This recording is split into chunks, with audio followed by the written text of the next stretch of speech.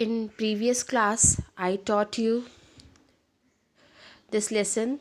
I started this lesson, the king and the goddess, tree goddess. Now we will continue the second part of this chapter, which is written by Ruskin Bond.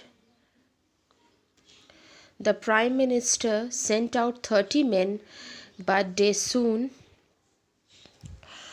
returned, saying that though there were many great deodas in the kingdom, they could never carry or drag them over so much difficult country as lay between the forest and the city. तो प्रधानमंत्री ने 30 आदमियों को भेजा और लेकिन वे शीघ्र ही लौट आए और उन्होंने कहा कि यद्यपि वहाँ पे बहुत सारे बड़े बड़े ऊंचे ऊंचे देवदार ट्रीज़ हैं हमारे किंगडम में, लेकिन उन्हें खींच कर लाना या कैरी करना बहुत मुश्किल है, क्योंकि हमारे शहर और जंगल के बीच में का जो रास्ता है वो काफ़ी मुश्किल से भरा हुआ है. तो when the king heard this, he called his son and said, "Take your horsemen and with the help of your horses bring me one of these trees." तो राजा ने जब यह सुना तो अपने बेटे को बुलाया और कहा अपने बेटे से कि जाओ अपने घुड़सवारों को ले जाओ और अपने घोड़ों की सहायता से उनमें से एक पेड़ मेरे लिए इस शहर लेके आओ. The prince rode out with his horsemen, but returned after a few days, saying, "No horses could move such a tree an inch. We have tried oxen too, but without any success." तो राजकुमार अपने घोड़सवारों के साथ वहाँ गए और कुछ ही दिनों में वो वापस लौट आए बिना पेड़ लिए. क्यों? और उन्होंने क्या कहा कि कोई हॉर्स उस पेड़ को, वहाँ पे जो पेड़ है उसको 1 इंच भी नहीं ला सका, और हमने कुछ बैलों को भी वहाँ बैल भी ले गए थे हम, लेकिन हम पेड़ नहीं ला पाए और हमें कोई सक्सेस उस काम में नहीं मिला. Well then try elephants said the king. तो राजा ने कहा कि ठीक है, तो एलिफेंट्स ट्राई करो, एलिफेंट्स को ले जाओ और वहाँ से वो पेड़ लेकर आ जाएंगे.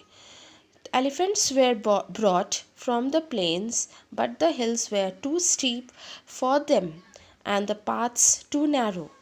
दे had to return to the valley. तो एलिफेंट्स लाए गए प्लेन से, मैदानी भाग से, और लेकिन वहाँ के जो हिल्स थे, मतलब प्लेन से लाया तो गया, लेकिन हिल्स इतने स्टीप थे, इतने ढलान वाले थे कि, और पाथ इतना, वहाँ का रास्ता, पहाड़ी इलाका का जो रास्ता है वो काफ़ी संकीर्ण था कि एलिफेंट्स को वहाँ लेकर आना और वैली में लेके जाना मतलब आसान काम नहीं था. तो they had to return to the valley, इसलिए उनको वापस भेज दिया गया. तो राजा ने गुस्से से कहा, very well said the king angrily. गुस्से से कहा कि बहुत अच्छा, in one of my parks you must find me a tree just as big as any in the forests. Bring it to me within 7 days. तो राजा ने कहा कि जाओ और मेरे जितने भी पार्क्स हैं, बगीचे हैं, उनमें कहीं ना कहीं एक पेड़ बड़ा होगा ही. फॉरेस्ट में जैसा बड़े बड़े पेड़ हैं देवदार के, वैसे बड़े पेड़ होंगे ही. तुम वहाँ से 7 डेज में, 7 दिनों में वो पेड़ को लेकर आ जाओ. After much searching, the king's men found a splendid deodar tree growing not far from the city. तो काफ़ी खोजने के बाद राजा के आदमियों ने एक विशाल देवदार ट्री जो शहर से काफ़ी दूर नहीं था, उनको एक पेड़ मिला. It was worshipped by the people of many villages around about, because within it lived a goddess, and it was she who gave to the tree its strength, great strength, size and beauty. तो वहाँ पे जो वो पेड़ था, वो उस पेड़ के आसपास के, उस जगह के आसपास के जो गांव थे, वहाँ के लोग उस पेड़ की पूजा करते थे, क्योंकि वो मानते थे कि उस पेड़ में गॉडेस, कोई देवी का निवास है, जो इस पेड़ को स्ट्रेंथ यानी एक ताकत, उनकी सुंदरता और बहुत कुछ उस पेड़ को दे रही है. और वो कहने का अर्थ है कि वो पूरे गांव की रक्षा भी कर रही हैं. तो वहाँ के लोग क्या करते थे कि उस पेड़ की पूजा करते थे आसपास के गांव के. When the Prime Minister and his men had decided that the column for the king's palace must be made from this lofty deodar tree, they came with garlands, lamps, and music to pay their respect to the goddess inside, and to warn her that she must leave her abode. तो जब when the prime minister, और जब वहाँ के जो राजा के जो प्रधानमंत्री थे वो और कुछ आदमियों ने डिसाइड किया कि राजा के महल के लिए के स्तंभ बनाने के लिए स्तंभ उसी पेड़ से बनाया जाएगा, उस विशाल और सुंदर पेड़ से, देवदार ट्री से बनाया जाएगा.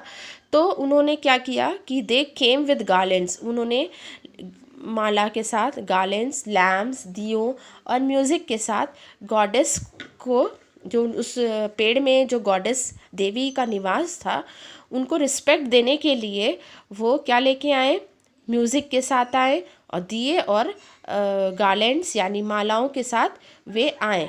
और उन्होंने क्या किया, उस देवी को, उस पेड़ को छोड़कर, जो उनका घर था, वो देवी का घर था, एबोर्ड मतलब उनका घर था, तो she must leave her abode, तो उनको वॉर्न किया कि वो घर को वो छोड़ दे.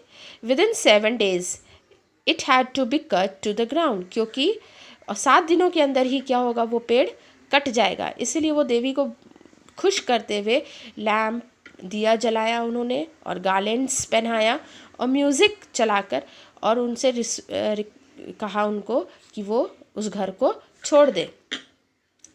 They lighted their lamps and placed them in the circle around the tree. तो उन्होंने लैम्प जला के, दिया जला के पेड़ के चारों तरफ रख दिया. They hung their garlands upon the branches and tied nosegays among the leaves. Then joining hands, some danced and others sang. तो उन्होंने लैम्प जलाया और पेड़ के चारों तरफ रख दिया, और उन्होंने गार्लैंड्स जो लेके आया था उनके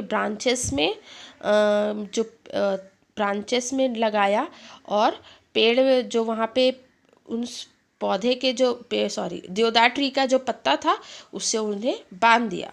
और हाथ जोड़कर, और कुछ लोगों ने हाथ जोड़ा, कुछ लोगों ने डांस किया, बाकी लोगों ने गाना गाया और उस देवी को खुश करने की कोशिश की.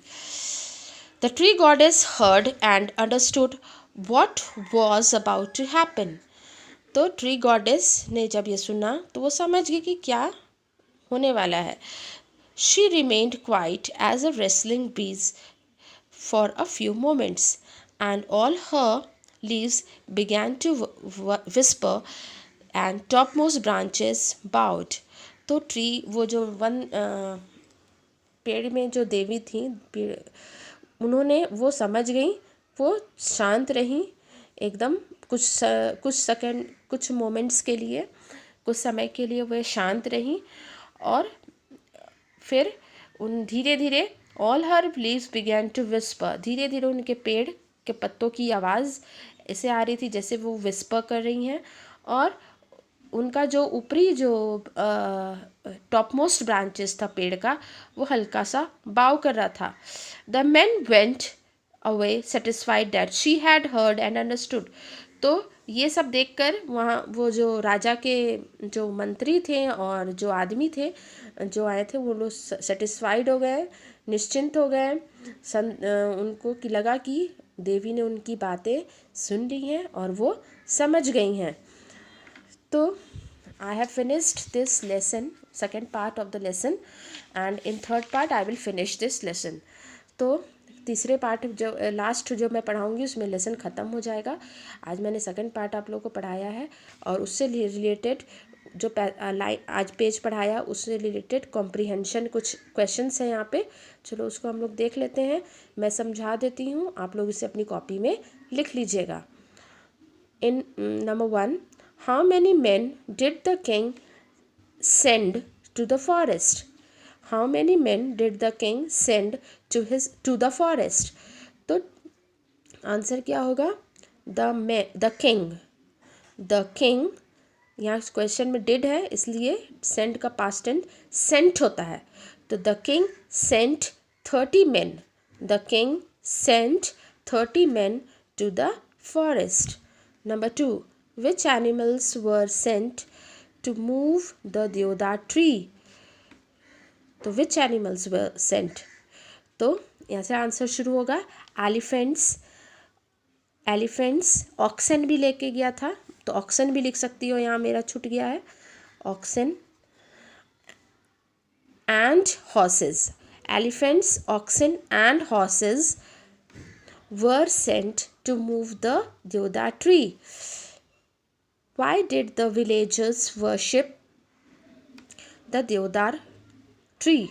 The answer will be the villagers worshipped. यहाँ past tense हो जाएगा. क्यों? क्योंकि यहाँ did है क्वेश्चन में, इसलिए इसको वर्ब को past tense में चेंज कर देंगे. तो worshipped, the villagers worshipped the deodar tree. The deodar tree. In page यहाँ पे आंसर देखो मैंने मार्क किया है, तुम लोग इसको लिख लेना. Because within it lived a goddess and it was she who gave to the tree its great strength, size and beauty. तो मेरे ख्याल से आप लोग को समझ में आ गया होगा. आंसर्स आप लोग कॉपी में लिख लीजिएगा, बाकी का भी आप लोगों ने लिख लिया होगा 3 क्वेश्चंस.